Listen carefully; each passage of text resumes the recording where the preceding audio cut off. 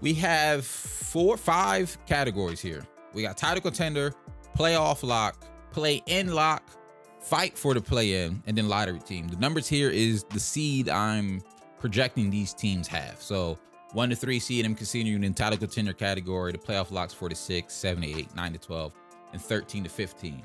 We're going to do, let's do Eastern Conference first, I guess. I'm going to start at the top. I'm going to work my way down. To start out the list, the team that I expect to have the best record in the East, I'm doing the Milwaukee Bucks. You give me a healthy Milwaukee Bucks team. You give me Brook Lopez all season, Chris Middleton healthy, Drew Holiday still there, Giannis still there. In my mind, Giannis is still the best player in the NBA. I know Jokic is back-to-back MVPs. Jokic, you can make the argument, had a better season, but I wouldn't have been mad if Giannis won both those MVPs either. To me, Giannis is the best player in the NBA. That's why you can be mad at me, Ninja. So I'm putting the Bucks as the number 1 team in the Eastern Conference. Coming up next, I have the team that just went to the NBA Finals, the Boston Celtics. You add Malcolm Brogdon, you add Danilo Gallinari. I've talked at length at how much I think that made that team better and how much I'm excited to see this team. I think they did get better in the playoffs. Better this past postseason. They did a lot. I'm excited for them. Now, this is the one where I think I'm going to get some controversy. And the 3 seed, my 3rd title contender for the Eastern Conference, I'm sliding into Philadelphia 76ers. For now, before you go crazy, hear me out. I know y'all know I'm a Sixers fan, but this isn't necessarily just a homer pick for me. When I really broke it down, when I really think about it, I like the Sixers as the 3 seed in the East. And to me, that's title contention. I can see him as a 3 seed because, one, I really think Joel Embiid is going to come out with a chip on his shoulder. I'm picking Joel Embiid to win MVP this year. Part of it could be some voter fatigue because I don't see Nikola Jokic getting it 3 years in a row. I just think the voters aren't going to do that. Even if he's really worthy of it and worth it, I don't think they're going to do that. James Harden is telling the world that he's coming in the league in more shape. He took that pay cut. We added PJ Tucker. We added DeAnthony Melton. I think we could be a really, really good team. I'm going with us at the 3 seed. Right behind them, though, on their tail, I'm going to leave the Miami Heat. Now, the Miami Heat, I was harsh on. I said they didn't do anything to get themselves better. I just said they didn't do anything, at least in the offseason additions, to make themselves better. The Heat will get better because they're just expecting their players to continue to develop. Duncan Robinson find his shot back. Victor Oladipo get at least closer to his Pacers level. Tyler Hero playing better and continuing to get better and more consistent offensively. And then the biggest piece for the Miami Heat to me, though, was Bam Adebayo. We already know defensively he's elite. He probably would have been Defensive Player of the Year in my mind if he didn't get injured this past season. He might win Defensive Player of the Year this year. Offensively, though, I would love to see him a little more consistent. All right. At the number 5 spot, I'm actually going to do the Brooklyn Nets. Now, hear me out with the Brooklyn Nets. I know it's a lot of whirlwind of information surrounding the Nets. Imagine a world where what I've been saying for at least the last couple of weeks, where Kevin Durant stays, Kyrie stays, and they just run it back. They just run it back. I can see this team being like a 5 seed. I still think this team has some holes. I think depth is something they lack still. And I think they still are going to have some time and issues with just gelling and making sure everything works, seeing how Ben Simmons fits in. So I think they could potentially lose a couple of games early. I think there'll be some times where you see Kevin Durant and Kyrie Irving not necessarily play these 40-plus minutes that we were seeing them play last year, especially KD trying to keep this team afloat. So I'm going to put them right there for now. And even if in a world where Kevin Durant does get traded, and depending on what you get back for him, it's a whole lot. It's a whole lot. But I'm just going to put them here. Playoff lock, 5 seed, if their team stays as is. I like them there. I like them there. On the list, I got the Chicago Bulls. So the Chicago Bulls, they started out crazy hot last season. They started out crazy hot. Injuries hit them at the worst time. Lonzo goes down. Caruso goes down. DeMar and Zach LaVine are in and out with health and safety protocols a couple of times. COVID hit them hard. Like, there's a team who just hit a lot of, what's the word I'm looking for? Injuries and health stuff at the wrong time. We're going to talk about them Raptors, Black Majestic. However, I do think they're a playoff lock. Me personally, I think they're going to be the 6th seed. I think they're a playoff lock. I think they have a good enough roster if healthy. I'll be honest. Now I'm thinking about it. I'm not necessarily sure. To my knowledge, Lonzo's not going to miss that much time in the beginning of the season. I like the roster. I like DeMar. I like Zach. The playoff lock. I'm leaving them at 6. I'm going to have the Raptors as the first one right here for the play-in lock. That's why I got them at the 7th seed. Is there a world where they can be 6 and the Bulls 7? Potentially. But I'm going Raptors as a 7th seed, me personally. I like the Raptors. I was actually just talking to my guy, Hawass, about the Raptors. Shameless plug. Go check out that video. We did a fun little Raptors preview the other day on my new series, Let's Talk Hoops. I like the Raptors. One of the biggest flaws I think the Raptors have is depth. They need a backup. They need some better backup guards in my mind, and they need a stronger center. I like Precious Achiuwa. I know they just drafted Koloko.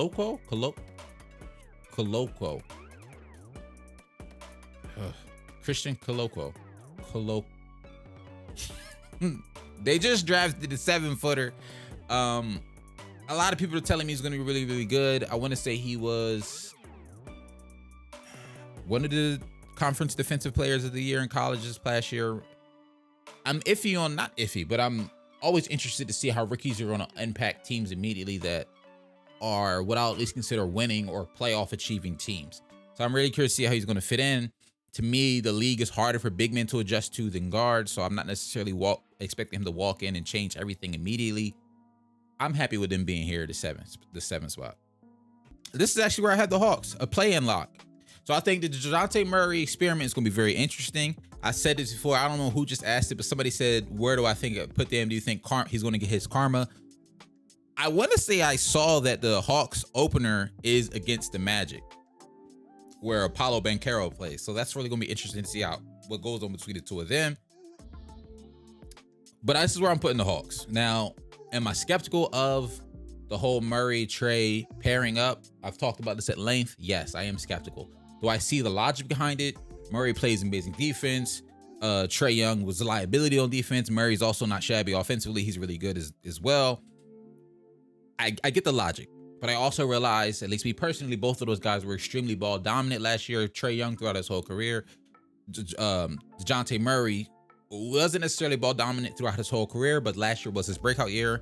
And I think part of the reason he had an amazing breakout year is because he had the ball in his hands. He's not a great shooter, guys. He's really not. And I don't think it's as simple as saying, well, Trae Young run around screens like Steph Curry does. If it was that easy, it would be a lot of guards running around screens as much as Steph Curry does.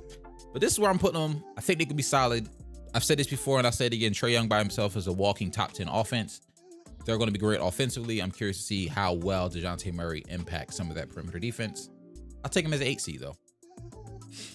So the fight for the play-in. These are teams who, the 9 through the 12 seed, I'm including it all. I know the 11 and the 12 technically aren't a part of the play-in. Like, if you make 11 or 12, you're not in there. But I think all of these teams are going to have close enough records that it's going to be like only a couple of games apart. The first team I'm putting in there at the 9 seed, this is where I have the Cleveland Cavaliers. I like the Cavs a lot. This is no disrespect to the Cavs. I know how great of a season they started out with. Love Darius Garland still. Love the fact that they brought back Ricky Rubio. Very curious to see what they do with Colin Sexton. If they do decide to, do a sign and trade with somebody or trade him somewhere, if he could potentially be 6-man. If he comes to the Cavaliers, accepts the role as 6-man, he could potentially be in conversation for 6-man of the year. He's that good, and if you have somebody that good off the bench, that's a huge plus. Defensively, we all know this team's going to be very, very good. I want to say I have it written right here. They were where I wrote it down at.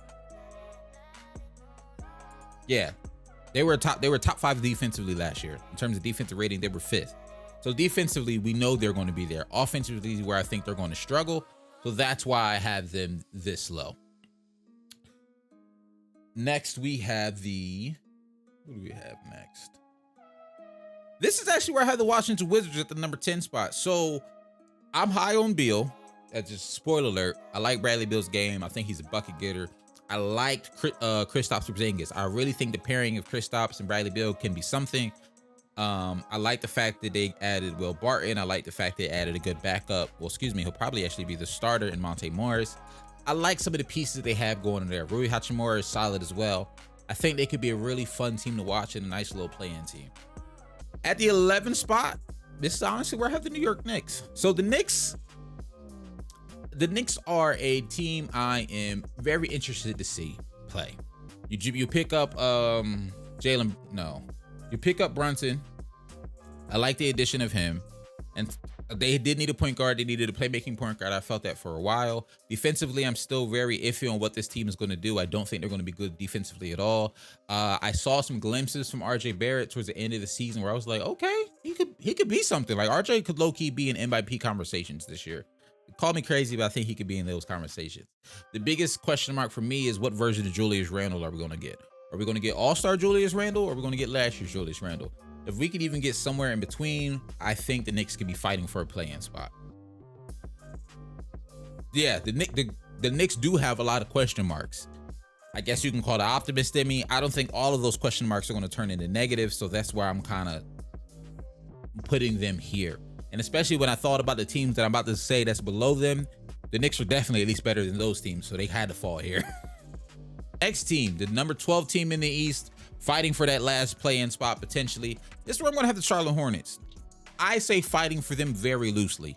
Very, very, very loosely. Do I think they'll actually be fighting for it? Probably not. They're probably going to be the 12th seed. But I like LaMelo Ball's game. Losing Miles Bridges sucks. You know, it is what it is. Unfortunately, I've said this before, but I doubt we'll ever see him in an NBA jersey again. If Gordon Hayward can stay healthy, I think he's going to be a great addition for this team. I think this is just another one of those young teams that's going to be fun to watch and continue to see LaMelo Ball develop. I'm not really expecting much out of them, but I expect them to be better than these next three teams I'm going to mention. That's just kind of what it is for the Hornets. The first lottery team we have is, let me look at my notes here. I'm going with the Orlando Magic here. 13 seed for the Orlando Magic. They got a lot of young guys. I'm really looking forward to seeing what Markelle Fultz can do. I know they already have Jalen Suggs and that other guard whose name is slipping my mind right now. But Paolo's going to be there. I'm excited to see him. I'm really excited to see what Jonathan Isaac can do offensively and defensively. That's just a team that I'll probably low-key be tuning into a couple of their games. I like Jonathan Isaac. Paolo's got a lot of hype that I'm really excited to see. I want to see if Markelle Fultz can force him as what. Thank you, Cole Anthony. Sexy Lexi.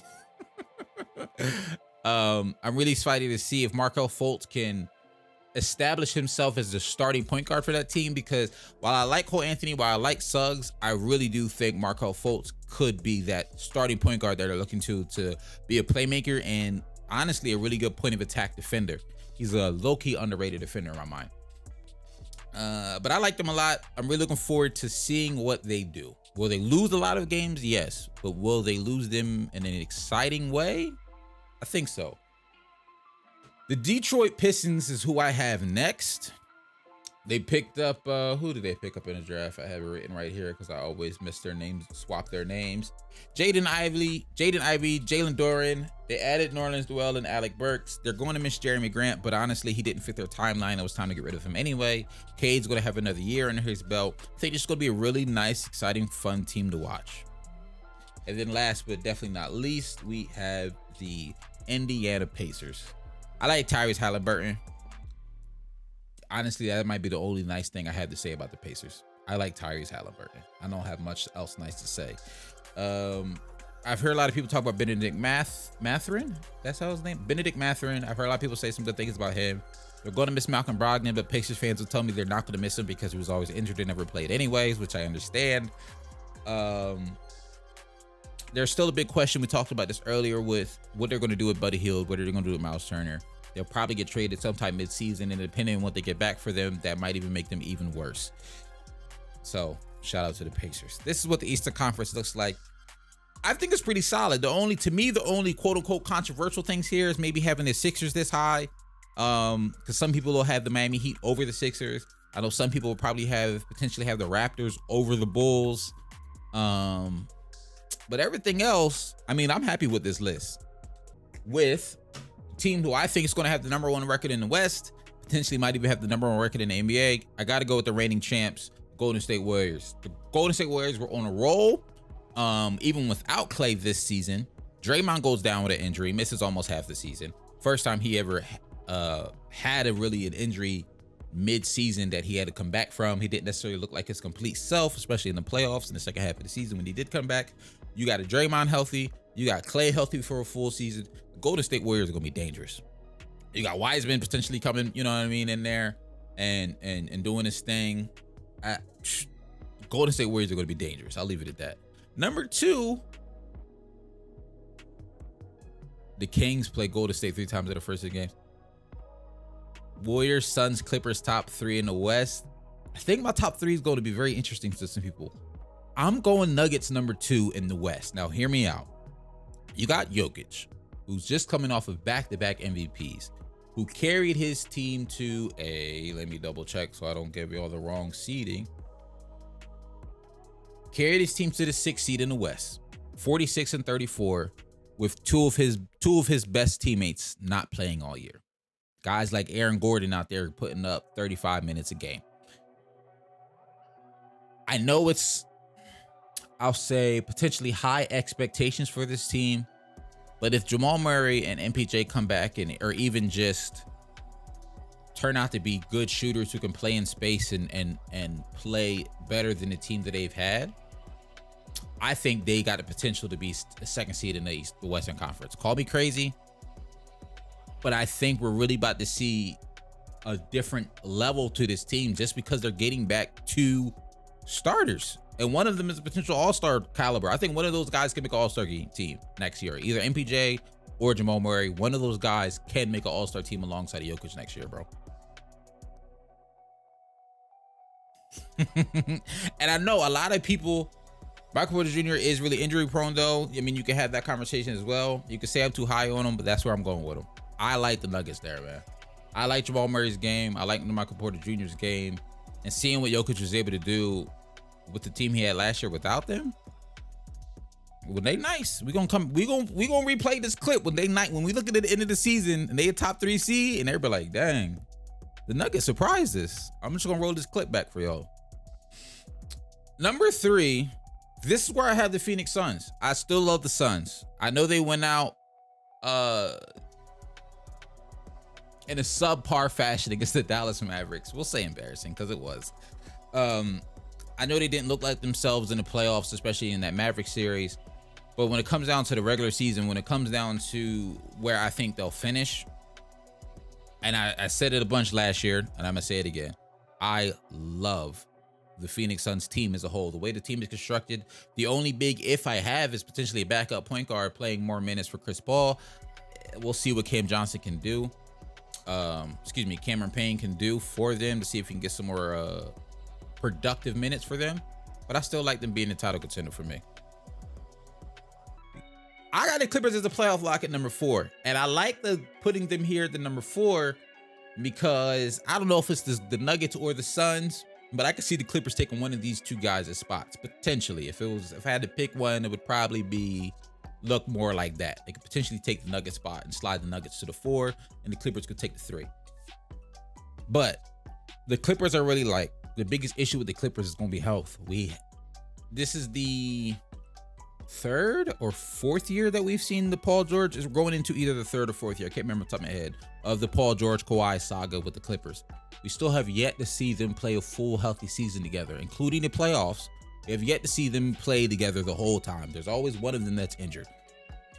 John Wall is going to be a huge addition. I think most of us can agree that the Clippers have needed and upgraded a point guard position. I love Reggie Jackson. I love Terrence Mann. No disrespect to those 2 guys, but I think they can benefit from a more playmaking point guard to get some other guys involved. I think John Wall could be there for him. I'm not asking him to walk in there and drop 20 on some solid efficiency. I'm asking him to honestly just give me like 15, 16, but if you can give me 9, 8, 10 assists, some good playmaking, that's what I think John Wall could really bring to them. Some solid playmaking. Clippers might need some time to gel, but to me, Suns Geek, and the reason I have them this high, because the only gelling that to me that needs to happen is the John Wall piece. And the fact that they still have Reggie Jackson, they still have Terrence Mann. If there are some times when John Wall seems to be gelling slower, you don't have to start John Wall to start the season. John Wall can be a little 6 man to come in there and get going. Because to keep it honest with you, even if they didn't have John Wall, I'd probably have them in the same spot. That's how much I value Kawhi and Paul George. That's how much I value Nicholas Batum. That's how much I value Zubac. Like, even without John Wall, I'd probably have them as a playoff lock. I just really like this team. Their biggest issue for me is health. John Wall is what could potentially make them a title contender, because to me, they've needed some better playmaking for a while now. At the number 5 spot, this is where I have the Dallas Mavericks. So in the Dallas Mavericks, I mean, any team that has Luka is a playoff lock. Let's just get that out the way. Are they going to miss Brunson, Jalen Brunson? Yes, they probably will. Do they have other options in Spencer Dinwiddie and... I always mess his name up and think it's Dennis and think it's...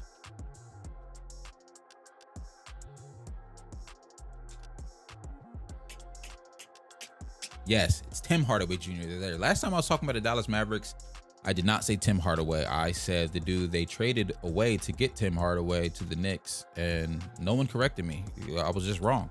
But they still have Tim Hardaway Jr. They still have Spencer Dinwiddie. We'll see what they can do in terms of playmaking alongside Luka. I think Spencer Dinwiddie particularly can have a better opportunity to fill some of that gap that Jalen Brunson is going to be leaving. Nav, you mentioned Reggie Bullock. I think he's going to be really solid as well. And I really like the addition of Christian Wood. I know a lot of Rockets fans were like, yo, he's overrated. He's not that good. He's overrated. He's not that good. I've had the conversation before. He didn't really have a good playmaker. He didn't have a winning culture. I'm not expecting him to walk in there and look like, you know, Kristaps Porzingis or anything like that. But I think defensively, he's going to be solid. He's going to be great in the pick and pop and pick and roll situation with Luka. You're going to see a new version of Christian Wood. I like an addition for the team.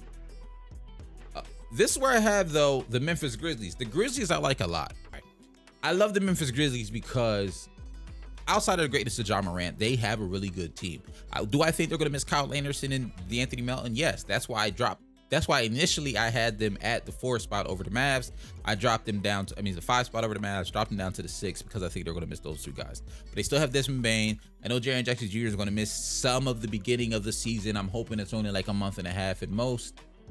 But I still think they're a playoff lock. I think they're a really good team. They're well coached. I like the Memphis Grizzlies in the direction they're currently going in. Now, getting into the play-in locks for the Western Conference. This is where I have the Minnesota Timberwolves. Is Jaren Jackson Jr. injured? He had surgery at the beginning of the offseason. He might miss some time. And that's why I have them at the 6th spot, and I have the Minnesota Timberwolves at the 7th spot, because I think there's a world where you can easily swap these 2 guys, and I wouldn't be mad at you if you did. I'm going to put the Timberwolves at the 7th seed, mainly because very similar to the Atlanta Hawks, same logic there. Karl-Anthony Towns can't play defense. Rudy Gobert can't play defense. Just put them on the same team, and now Karl-Anthony Towns doesn't have to guard the interior. Now Rudy can guard the interior. I'm just still a little iffy on 2 7-footers basically being on the same team and potentially clogging up that paint. Because yes, do I know Karl-Anthony Towns is one of the best shooters and one of the best big man shooters in the NBA? Yes. Honestly, he's one of the better shooters in the league, period, regardless of position.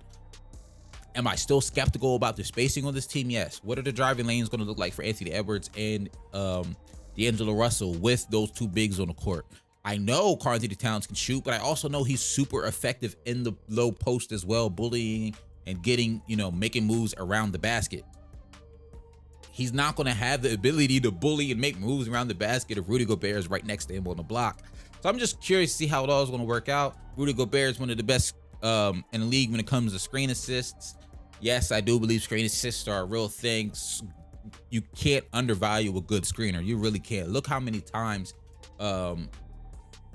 John Morant and Steven Adams run pick and rolls for the Memphis Grizzlies. Their pick and roll is virtually unstoppable. If you have a solid center like Rudy Gobert who can make set good picks, you're going to see a lot of Rudy Gobert and D'Lo and Rudy Gobert and Anthony Edwards pick and rolls for the Minnesota Timberwolves.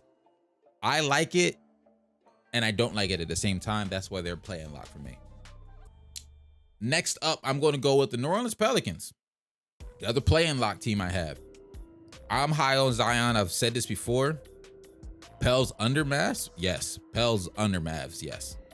And the main reason I have Pels under Mavs is because for the Pels, it's going to take some time to, like the Mavs, it's not going to be hard to integrate Christian Wood. Hey, screen for Luka. That's your role. Like, he's integrated just like that. For Zion, he's way more of a dynamic player. I love what the Pelicans have been building. I love CJ. I love BI. I love that. I love Bones. Like, I love this team. I love Valanciunas a lot. I'm a center guy. Like, I like centers in the NBA. Center is my favorite position. But the Pelicans, to me, are going to have to find a way to integrate Zion. Like, that's not going to be easy. So you might see some times where it's like a couple of rough patches where it's like, who do you give the ball at the end? Zion? Is it BI? Is it CJ? Like, they're going to have to figure some of it out. They're going to have some growing pains. I could see Zion even be potentially a bit on a low management detail. I like this for them being an AFC. I'm not mad at it. Fighting for the play-in spot at the 9th seed. Believe it or not, this is where I had the Los Angeles Lakers. And hear me out. I get it. Is the roster trash outside of Anthony Davis, LeBron James, and Russell Westbrook? Absolutely. The roster is trash. They got younger, so I'll commend them for getting younger. But the roster is still trash. However, you give me Anthony Davis, LeBron James, and what I'm hoping is going to be a better Russell Westbrook for like at least 70 games out of 82. They're going to win enough to be a 9 seed.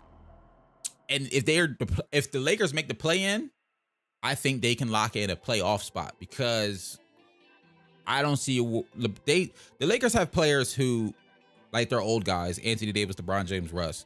They're guys who, if they need to turn it on for one game, I really do believe they can. If LeBron James needs to win one game, I really do think he can win that one game.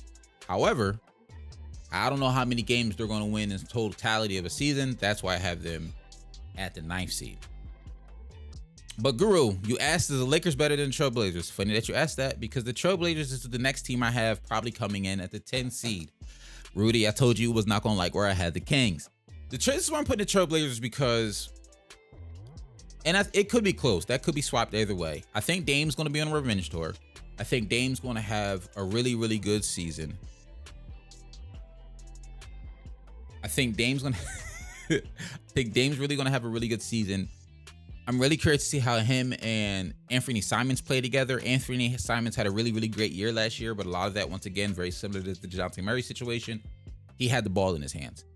I like adding Jeremy Grant to this team, but I think between basically Dame playing with Anthony Simons for the first time over the course of a full season, Dame playing with Jeremy Grant for the first time at all, they're gonna have some growing pains. They're gonna have some time. They gotta figure out how to make all of this work. I do like the additions of Gary Payton on his team as well, to give them some more perimeter defense. But when I really look at this Trailblazers team, and this is no disrespect to the Trailblazers, I really have to sit back and ask myself, how much better is this Trailblazers team, or even is it better, this Trailblazers team, than some of the Blazers teams we've had over the last couple of years with CJ and Dame? Anthony Simons and Dame sounds very similar to CJ and Dame, and honestly, I'd make the argument that CJ is a better player than Anthony. You got a better wing in having Jeremy Grant than the wings you've had over the last couple of seasons, so that's a plus.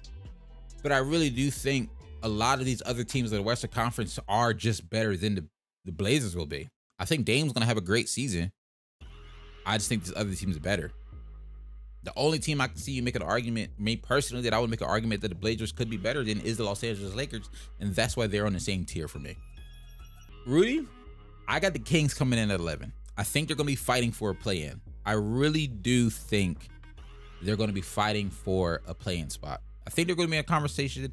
They could even make the play-in and be in the play-in tournament. But I think it's going to be tough. I like what they did. I like the additions they made offensively. I think offensively, this team is going to be one of the most fun teams to watch. Defensively, they're going to be a bottom tier defensive team. I love the spacing they gave Fox by adding in their shooters. Picking up Kevin Huerter, I think, is huge. Picking up, who else did I wrote down some of their additions? Picking up Kevin Huerter is huge. Drafting Keegan Murray is big. Picking up Malik Monk is big.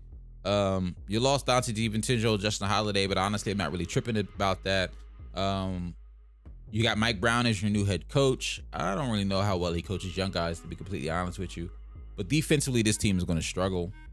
Offensively, they're going to be exciting. But defensively, they're going to struggle. They were 27th last year in terms of defensive rating. I don't see them getting much better or any better than that going into this year. That's why I have them there. this last spot is where I have the Utah Jazz, and that's just based off the strength of Donovan Mitchell. They still have some solid, and also the thing, they still have some really solid players. They have Donovan Mitchell, they still have Bogdanovich, they still have Mike Conley. It's a solid team. Missing Rudy, this is going to be one of the worst teams defensively. Without Rudy Gobert, simply put, it's going to be one of the worst teams defensively. I'm not looking forward to watching a lot of their interior defense. And then to round it out at the end, lottery teams, I'm going Thunder at 13. I'm going Rockets at 14. I'm going Spurs at 15. Spurs are full tank mode. At least the Thunder and the Rockets have some young guys who are going to be young and exciting to watch run up and down the court. But I don't see any of these teams winning many games.